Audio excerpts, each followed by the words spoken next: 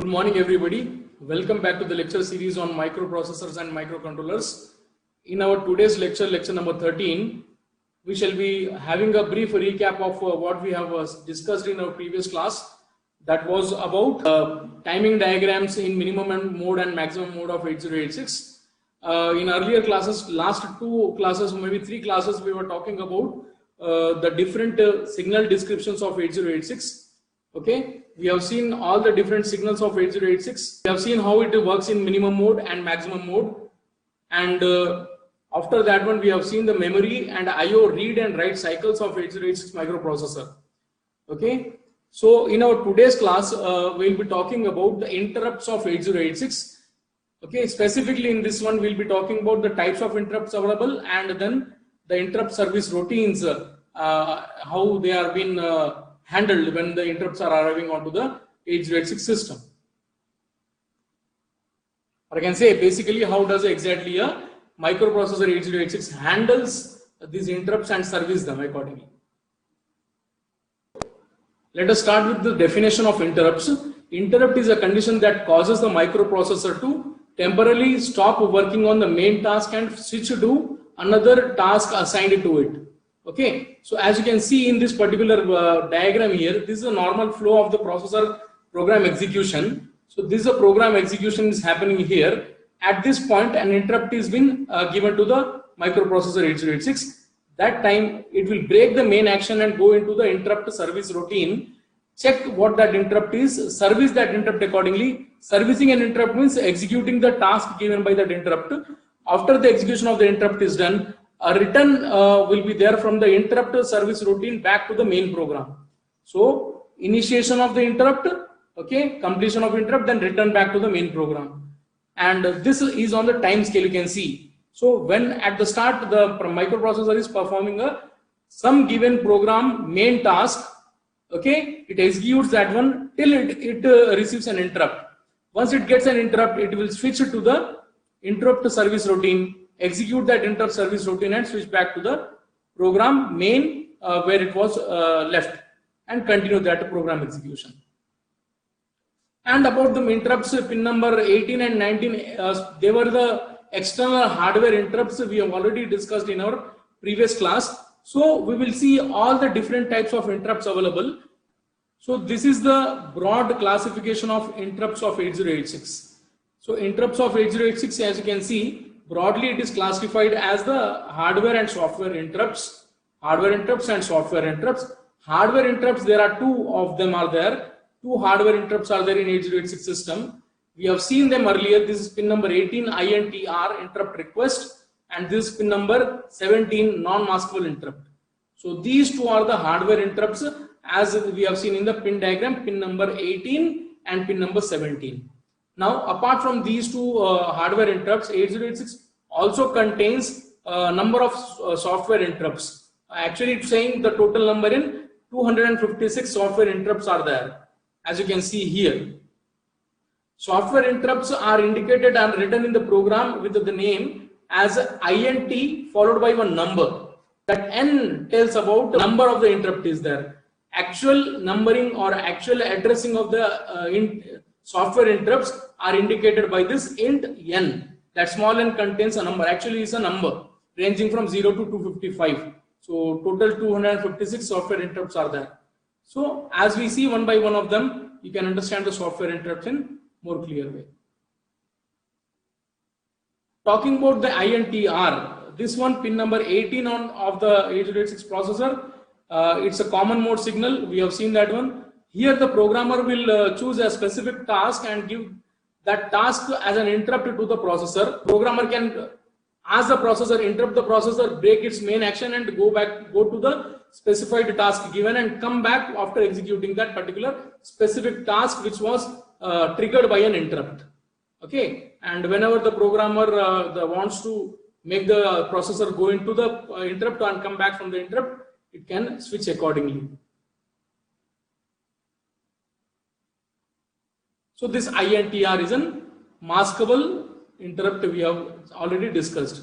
The meaning of maskable means the programmer has a choice of not servicing that interrupt at the required moment or the given moment. depending upon the status in the IF flag.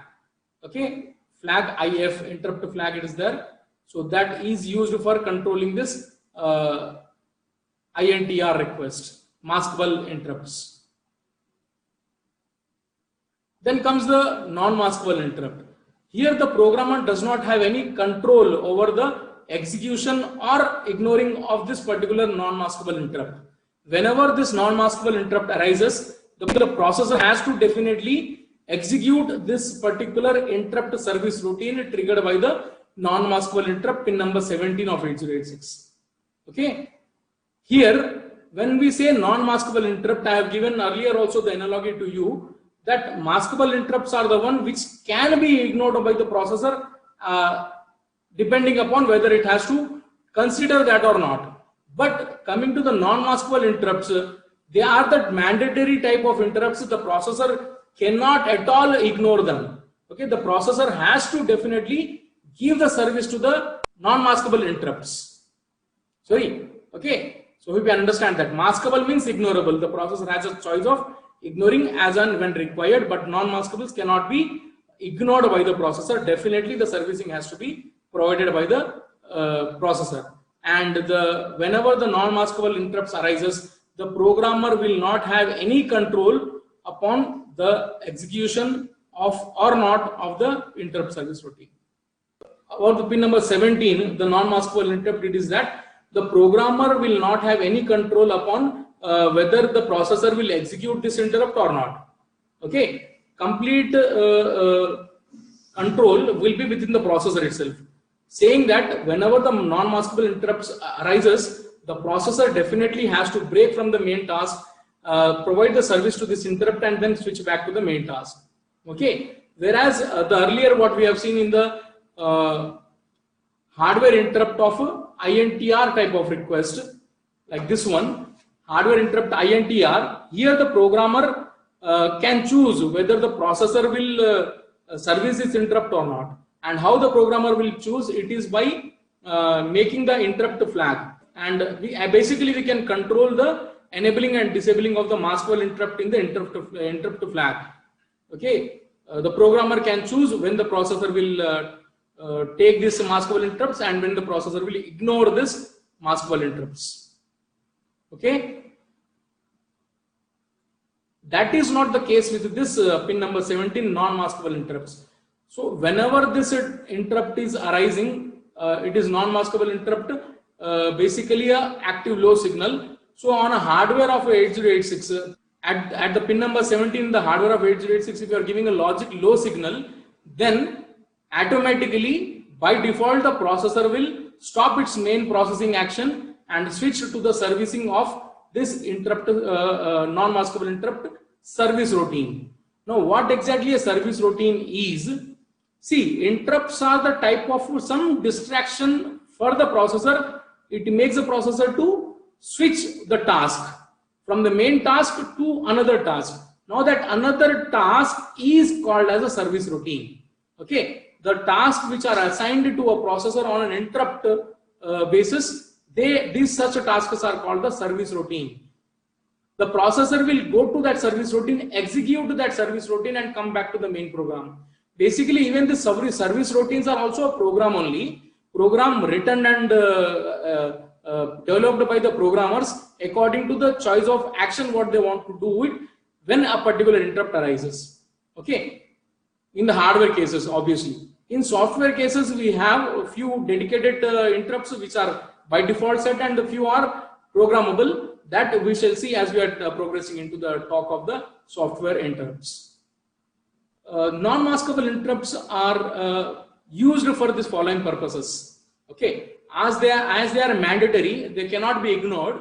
So they are meant for doing some specific good task, and you can see them. They are used during the power failures. They are used for doing a critical response times.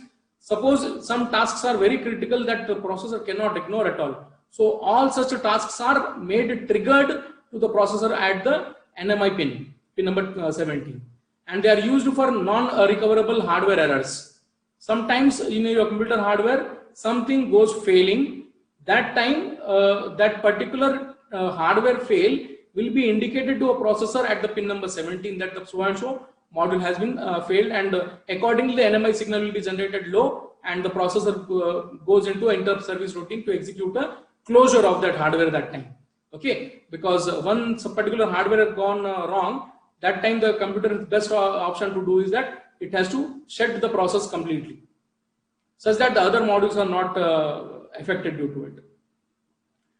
It is also used for watchdog interrupts. So watchdog interrupts are something, suppose you are looking for something to happen, some occurrence you are waiting, some events occurrence you are waiting for to happen. So that time also you can use this pin, and suppose that event occurrence is a simple example I'll give you, that it will be used in industries where the boilers are there and continuous flow of water will be there required into the boilers. So two things will happen, the temperature monitoring and the water flow into it. So whenever the temperature monitoring is happening and water flow into it is there, the boiler system can be controlled by a processor by having an interrupt connected at pin number 17, which monitors the temperature.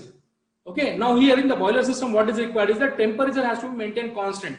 So if the heat is given continuously, at certain point the water or the things in that boiler will get boiled, and the temperature goes on increasing continuously. So in those cases, some limit will be maintained, and the flame of that particular temperature or the fuel given into the temperature giving unit will be reduced accordingly. So continuous temperature monitoring will be happening, and at a particular threshold value of temperature, if it increases after the threshold value, that will be triggered to a processor via this NMI interrupt. Okay, so it's a watchdog type of an interrupt where it is watching over the temperature.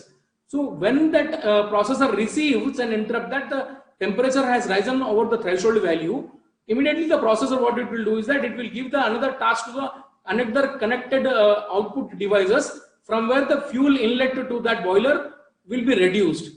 As the temperature is increasing, the fuel inlet should be reduced such that less fuel will go into it, less combustion will happen, and the temperature increase will be moderated then. Okay, so this is one example. There are all sort of examples for the watchdog type of conditions can be seen and available in the industries all over the world. Now, one more thing what it is used for it is that it is used for the memory parity errors. Sometimes in the memory, some parity errors will be generated. So all such errors also will be monitored, and that time the NMI will be used for handling that type of condition where errors are generated. So power failure, watchdog type of interrupts are the most common functions you will be able to see when you are trying to work with any of your projects which involves some sort of microprocessor or microcontroller device into it. Okay.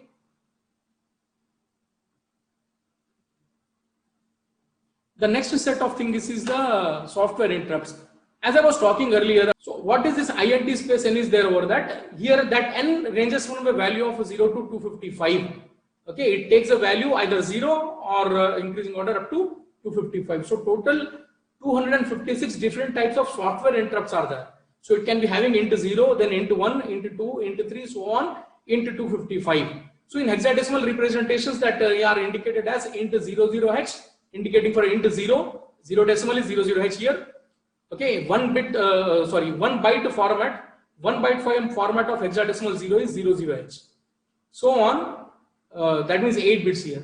So they can be hexadecimal 1, 2, 3, 4, so on, A, B, C, D, E, F, and further on, if when you increase the maximum 8-bit number in hexadecimal is FF, that is 255 in decimal. So these all are the software interrupts available. Okay. In a computer program for 8086, when you write it, you can invoke any of the software interrupts by writing just that INT followed by the interrupt number.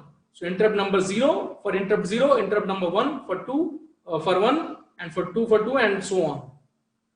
So all 256 interrupts will be there. What are these interrupts? How these 256 interrupts are further classified, we will see now. So here, these are the some interrupts of that 255. So int 0 is here available, int 1 is there, int 2 and 3 also will be there. Int 2 actually I did not mention in this. I will talk about that one also. Here, int 0 is a divide by 0 error. Suppose in a particular program when you are writing and you are trying to divide two numbers, and condition appears where your division gives you a very large value. Okay, theoretical condition when you divide some number by a 0 will give you infinity. Actually, you try doing that one, divide any number by 0. Theoretically, it will give infinity. In practical sense, when you are trying to divide any number by a very small number, it gives you very large number. But in 8086, the capacity of handling the numbers is up to 16-bit size only. Okay, 16-bit size numbers only can be handled. That means in the result, if the result is FFFF for normal arithmetic operations, it will be not showing any error to us. If the resultant for multiplication operations, if it is up to 32 bits, that means 8 times FFFF. So for that also there will be not any particular problem, just an indication of something that in the later part of that multiplication will be there in the DX register, about which we have earlier talked. In ALU, the multiplication operation goes on, and all the basic arithmetic operations will goes on for 16-bit operations. Adding 16-bit, 16 will give you a 16-bit number, but multiplying the 16-bit and 16-bit sometimes give you a 32-bit number. Up to 32-bit of numbers giving up output, it is not a problem for 8086 system. But suppose if you are trying to divide a 32-bit number by 8-bit number, okay, and sometimes that 8-bit number, suppose if it is theoretical example, let us consider 0, and that time dividing something by 0, its coefficient value will be very, very large. Okay, very, very large, and the processor cannot handle such number, such a large number. That times the processor will invoke this divide by 0 error by itself. So these are some dedicated interrupts. Interrupt 0 is one of that one, divide by 0 error we will give it. Interrupt 1 is, this interrupt is invoked by the processor by writing a program in a program that int 01. Now what it does is that earlier we have talked about trap flag, if you remember. While discussing the flags of 8086, there was one particular flag, trap flag. Now trap flag is used for making the program go into a single step execution mode. Okay, so how exactly we will put that 1 into the trap flag? This is how you do it. So when we write int01, it will make the trap flag bit 1. Okay, it will make the trap flag bit 1. Getting it? Whenever we write, whenever we wish to make the processor go into the single step execution mode, that time we have to make the trap flag as 1. And how we can make the trap flag 1 is by this, writing this thing into our program. So if I write int 01 in my program, when the processor executes this int 01, it will put trap flag as set. It will make the trap flag as 1. So that time the processor goes into a single step execution mode. Now int 02 was not mentioned here intentionally. Actually int 02 is a type 2 interrupt, which is basically an software version of NMI. Okay, earlier we have seen this NMI. Okay, I will show you. Earlier we have seen this NMI. This thing, the hardware interrupt, pin number 17. Okay, earlier we have seen about this one. On a hardware, you can trigger and make the processor go into non-maskable interrupt. That's a hardware version. Now, sometimes you may require to call a non-maskable interrupt in a software while writing a program. Okay, so this particular INT2, which is not mentioned basically here, INT2 is the type 2 interrupt, we call that one. That is a software non-maskable interrupt. So here you can imagine that INT2 is for the software non-maskable interrupt. NMI triggered softwarely. Earlier NMI pin number 17 we have seen, which is triggered on a hardware. Okay, hardware interrupt, that one is there. Same thing, same operation is available in the software interrupts also. INT02, in between these two it will come here. Now int03, which is the most common type of interrupt we will be using in writing the 8086 programs. We write 8086 program. Earlier the program structure I have shown you. There are sort of instructions written. Now when exactly you want to break your program, when exactly you want your processor to break your execution, that time you will write this particular int3 there. Okay, now sometimes we write a program, suppose an addition of two numbers. I'll take one number into AX register, move AX comma, some number. Another instruction has move bx comma another number. Then I'll write add ax comma bx. So this is my program basically, taking the first number into ax, second number into bx, adding them. The result will be in ax. My job is done. My task, what I was wanted to do, addition, it is completed. Now there are two ways you can end your program. There are two ways in which you can end your program. One is by writing an instruction HLT, halt instruction it is there. Basically when you write halt instruction, the processor goes into halt and stays there forever. Okay, the processor goes into halt condition and it will stay there forever. We will talk about the halt in elaborated way later. But if you, the simple understanding is that halt will make the processor go into a halt state forever until it is again revoked by resetting it. Now, another way of breaking our program, it is by writing int3 on it. So if I write int3 or int3h in my program, that time the program will encounter this breakpoint interrupt and creates a breakpoint there. Breakpoint means it will take a break. All the instructions above the int3 will be executed and below will not be executed. Okay, so this is the general thing what we will be using in writing the program for 8086 and terminating that program by writing int3. Next is signed number overflow. So overflow flag we have seen earlier. Here this interrupt is basically will triggered into the processor by itself. They are dedicated. We should not do anything about it. Okay, we are not doing anything in this one. The processor itself will trigger a software interrupt whenever an overflow condition occurs. In very simple words, I can say that we have seen the status flags. In that status flag, overflow flag was one of them. Okay, out of total 9 flags, 3 are the control and 6 are the status flags. So in that status flags, the uppermost bit which was on that left side in that particular flag structure what we have seen earlier, overflow flag, whenever it gets set whenever we encounter a signed overflow. Signed overflow, about the signed overflow earlier also I talked to you. If you have worked with the binary arithmetics, when you are supposed to add two positive numbers of a particular length and if the resultant is not getting fit into the same length, that time an overflow occurs. Okay, so 16-bit positive number added with a 16-bit positive number, if it is giving you a 17-bit number, that is an overflow basically. So that time overflow flag will set and the processor will call this interrupt. Okay, the processor will call this interrupt and this will be generally shown to you in the execution. When you execute your debug your program and execute it, it will show an error message to you that and the signed number overflow has occurred. It will show you error that the signed number overflow has been occurred. Same way as it was done for this divide by 0. If you write a program by taking one number, dividing that number with a 0, so that time also the processor itself will invoke this particular software interrupt divide by 0 and it will show you an error that you are trying to divide some number by a 0. So that divide by 0 error message will be given to you while you are debugging and executing that program. Okay, same way is this signed number of thing. Now, into 5 onwards, 5 to 255, they are initially were reserved for some certain purpose, but afterwards they were made also available for the user programmable at certain points. So user can define what that interrupt will behave as. When that, suppose I can make one condition that if I add two numbers, if the result is more than some particular number 100, that time you should call one interrupt.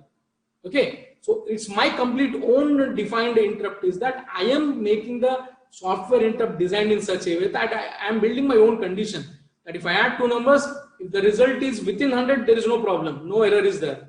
But if it is crossing 100, it should show me a error message that you are crossing the your added numbers are crossing the sum of 100. So simple, I can write a program in such a way that I can assign one of that particular interrupts to in this range. Okay, initially they were available for programming as I said you, but later on they were reserved by and designed by the Intel processor manufacturer itself to give any particular task to all these interrupts. Okay, so some of them are still user definable. You can define your own task and give an interrupt trigger accordingly. So what for that purpose, what you have to do is that you have to just write one program that what you want to do when this particular interrupt arises. So that program is called as interrupt service routine. About that one little bit later we'll talk it. But before going to next, we have some of the reserved interrupt to show you here.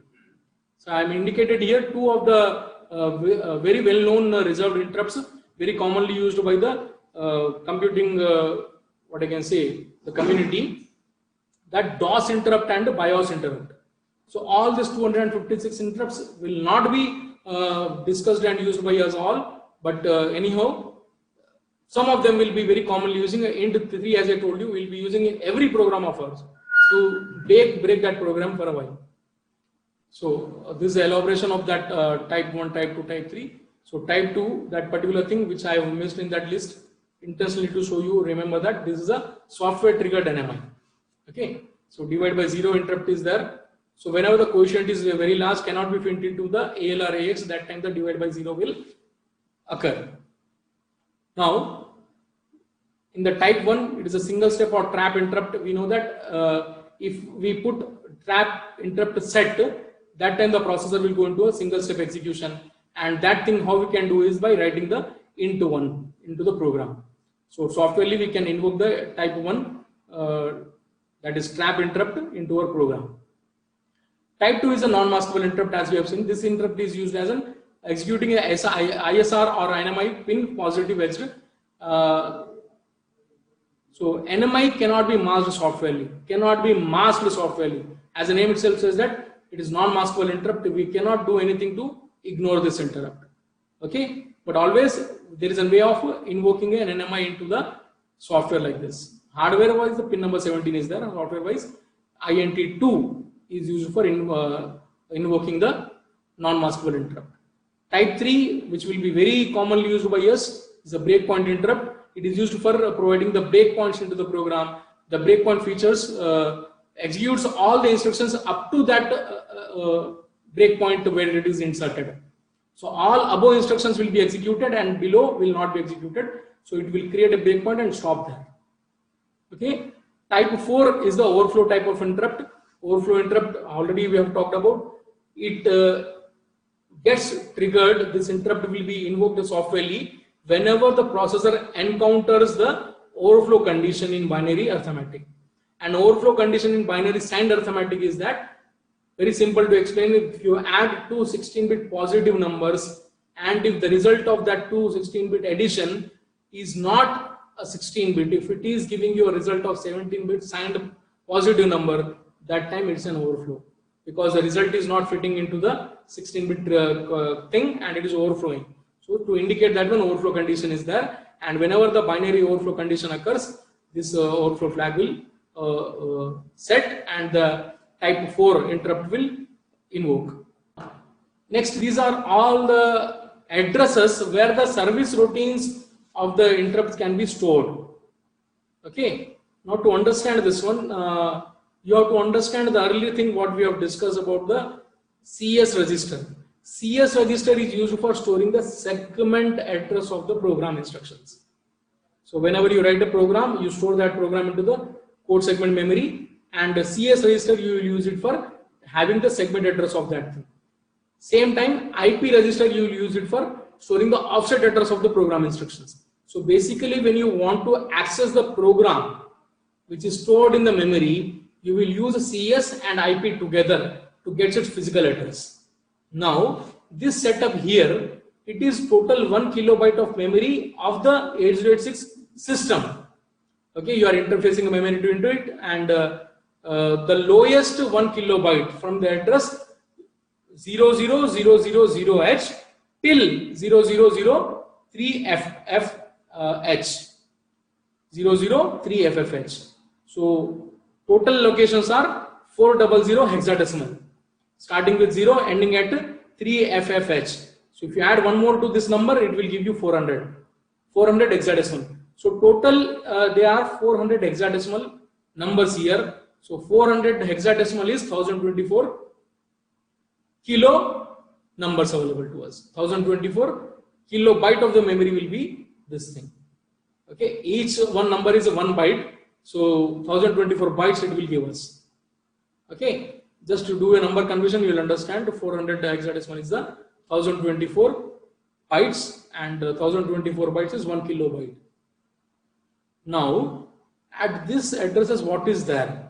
In the lowest 1 kilobyte of the memory of 8086 system, this addresses 00000H till 003FFH. They are reserved for storing the addresses of the ISR.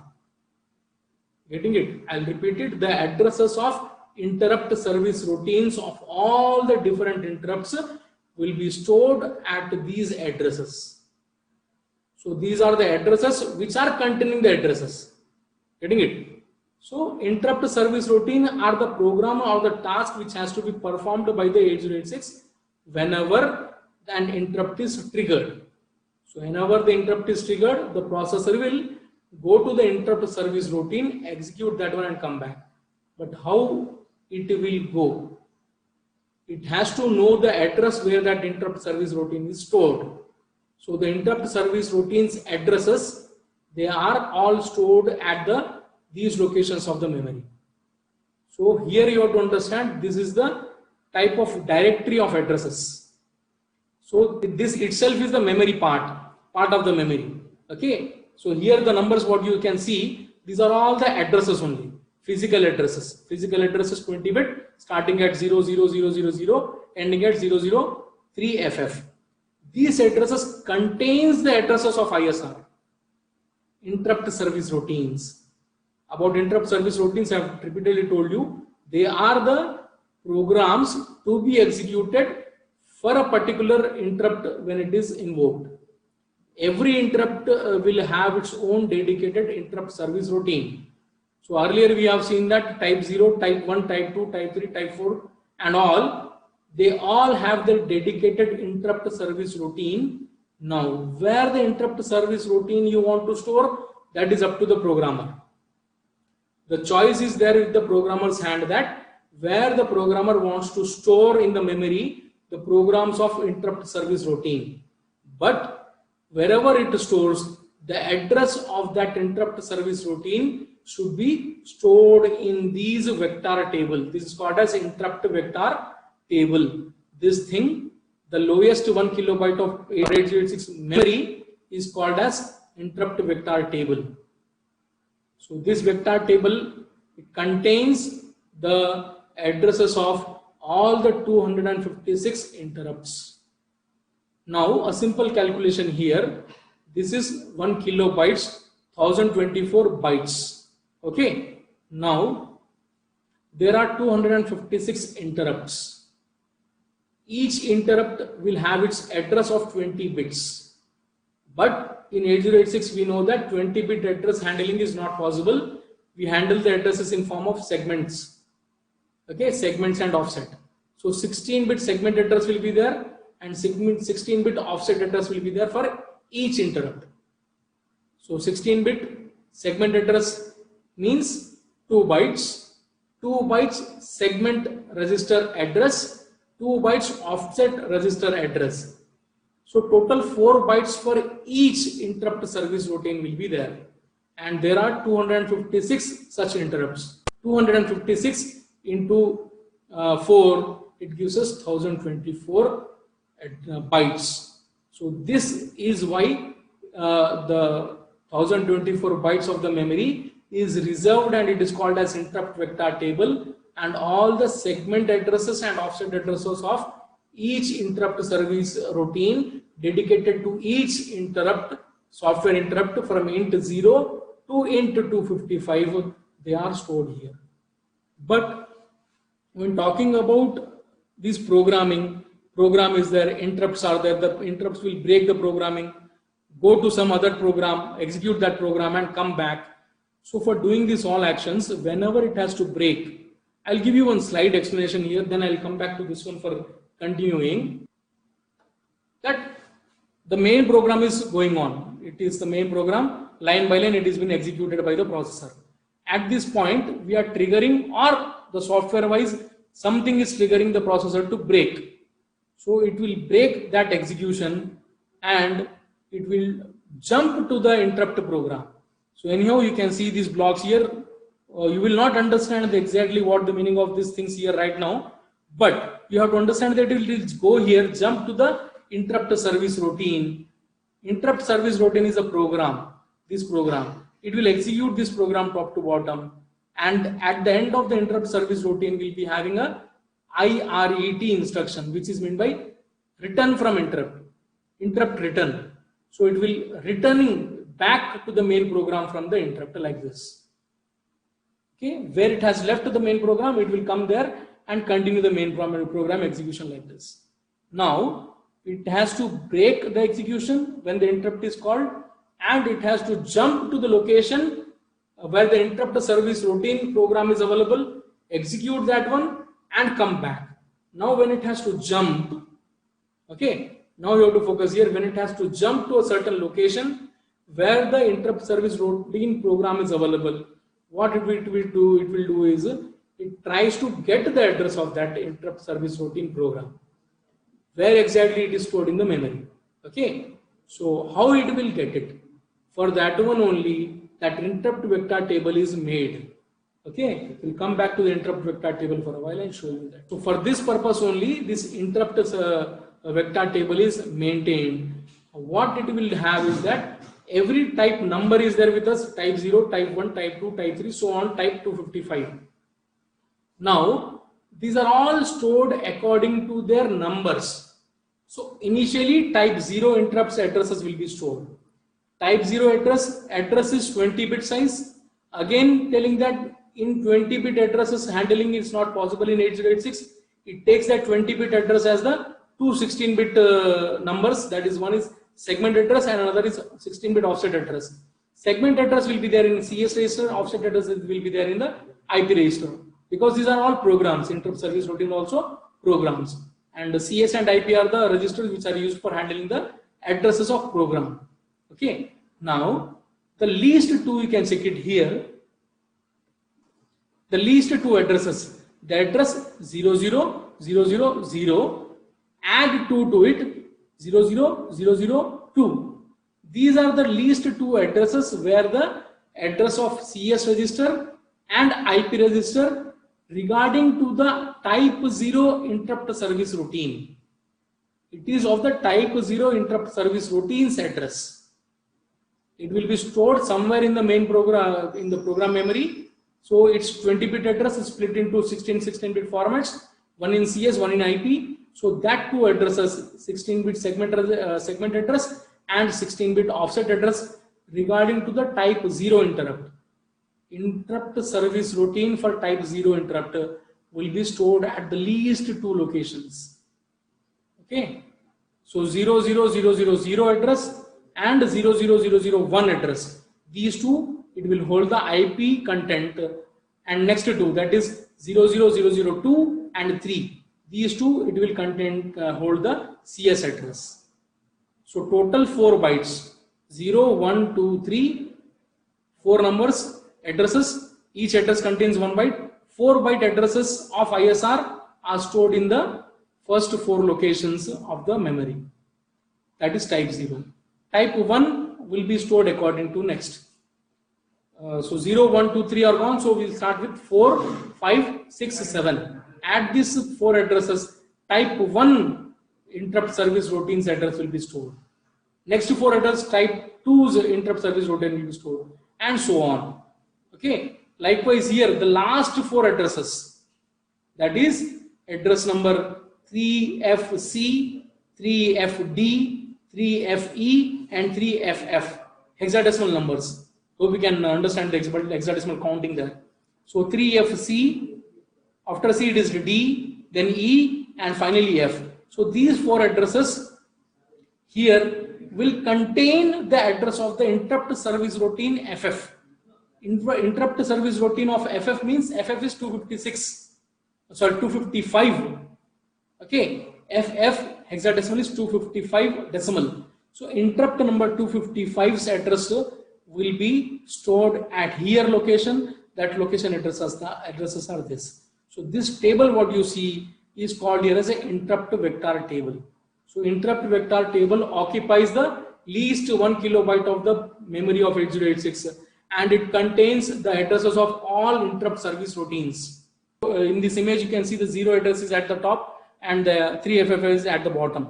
Anyhow, flipping is not a big issue, but you have to understand that here type 0, two things are there: IPCS, then IPCS type 1, IPCS of type 2, IPCS of type 3, IPCS of type 4, and so on. So basically it is IP and CS of type N. So address of any particular N, you want to get it, you have to do this calculation, and that calculation I'll show you. You have a type number with you. For an example, here particular case int 2 is taken, 2 into 2, number N is 2. So how will you get that one is, you will get the offset number by multiplying that one by 4, and you will get the segment address by multiplying that one with 4 plus 2. Okay, you can see here this location 0, 0, 0, 0, 2, 3, 4. Okay, sorry, 0, 1, 2, and 3. It is for int 0. Likewise, for int 1 will be 4, 5, 6, 7. Okay, like for int 2 will be 8, 9, 10, 11. Okay, 11 means here hexadecimal when we are talking A and B addresses. 10 and 11 means A and B, and so on. This is how the address calculation will be done. We'll be concluding this session today. Thank you and see you in the next class.